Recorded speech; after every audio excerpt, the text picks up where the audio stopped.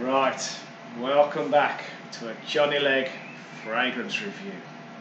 Okay, I suppose the first question you're going to ask is, why have I got a shirt, tie, why am I suited and booted? Why haven't I got my usual silly jeans and t-shirt and that silly baseball cap on? Okay, well, tonight's fragrance is really a shirt and tie and suit. It's what I call a formal fragrance. Okay, it's an amazing fragrance, and it's probably a fragrance that not many people have heard of, so maybe it will open your eyes to something a little bit different.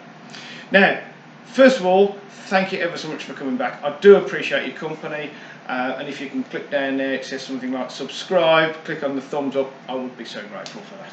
Right, remember, on this channel it's not ultra serious, we're not going into massive detail, we're just going to look at some ideas, some thoughts, some take on certain fragrances.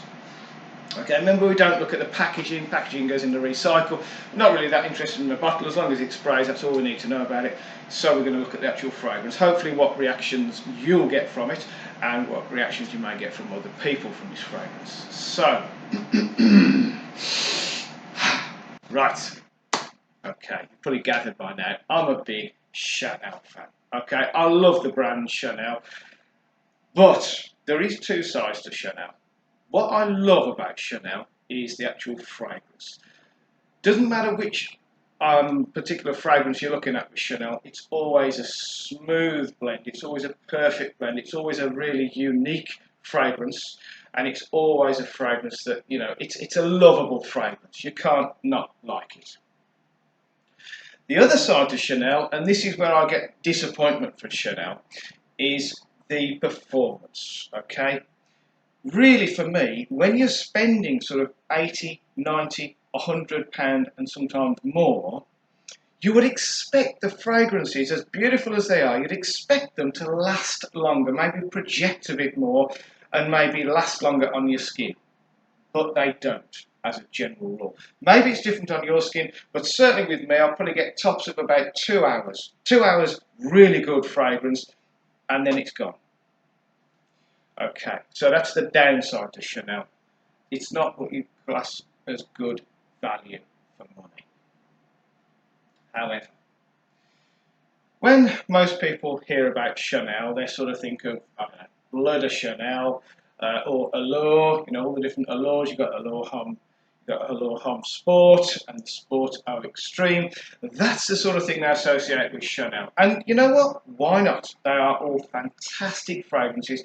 Bleu de Chanel, faultless. All year round, every day, just wear it. You know, it's what's not to like about Bleu de Chanel. And all the different Allures, especially for me, the original. I love that creamy, vanilla-y, citrus original Allure. And all the different flankers of that, you can't fault. However, there is a hidden gem, which some people may have heard of, and some people may have never even thought about because they've never heard of it. It's not something that is big news. I mean, Bleu de Chanel, you see the big billboards, especially at Christmas sort of time, and you're told about Bleu de Chanel. No, Chanel don't shout about this one. All right, let's go back to the 1950s, and Chanel launched a fragrance. It was called Pour Monsieur. You know, it was a gentleman's fragrance. Okay, so it was a very what we class as traditional, although I guess then it wasn't. It was what we class as traditional. So you've got that real exciting, vibrant citrus, which I think is produced by the mandarin, maybe a bit of lemon, a little bit of lavender in there. And it's what we would probably call these days as a barbershop smell. It's quite soapy sort of thing. What it is very clean, very manly, and very, very fresh. Beautiful. Now, obviously, I'm not as old as 1950, so I've never had an original bottle. I guess back in the day it was a good, strong fragrance. However, in the 90s, I bought a bottle of Pour Monsieur, the original, and whilst the scent was like, oh, it was just a beautiful, it was a mind-blowing gentleman's scent. It kind of lasted maybe 30 to 40 minutes on my skin. Nice while it was there, gone. Okay.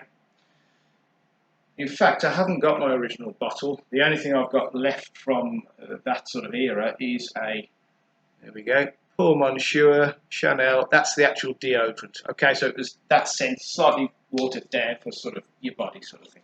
Okay, beautiful scent. But not long lasting, very little in the way of projection, it was just more for your own benefit, but it was nice.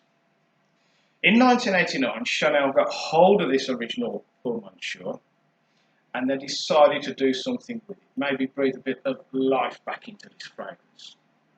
Okay. So they got, I think it was maybe the son of the guy who'd originally made the other one, the original, and they said to him, look, do something with this. And what he did was he emptied a lorry load of other stuff on top of that original beautiful, citrusy, manly, barbershop sort of smell. Now, some people think that what he did was he sort of squashed the original citrus, beautiful smell. For me, yes, there is an element of that, because emptying all the other stuff in heavy doses on top, it kind of did, the original scent sort of got flattened. Okay. However, having said all of that, the original scent in this new version, so new version, 1989, this updated version is still there. Now, what they did is they brought it out, so there you go, Pour Monsieur, Chanel, this is the EDT, or the Eau de Toilette, and this is the Concentree. Okay? Now, if you go to the shop now to buy this, it won't be called Concentree, it will be called Perfume, okay? I've never had that because I'm still on my original Concentree bottle, but I'm told, I'm assured that the Perfume is pretty much identical in terms of strength and scent and smell as this Concentree. So what they did is they took the original very sparkly citrus scent, and he emptied a lorry load of vanilla. You know, for me that's a winner because I love vanilla. Some nutmeg, a few spices, a little bit more lavender, a little bit of cardamom, and then some oak moss, which gives it that earthy sort of scent.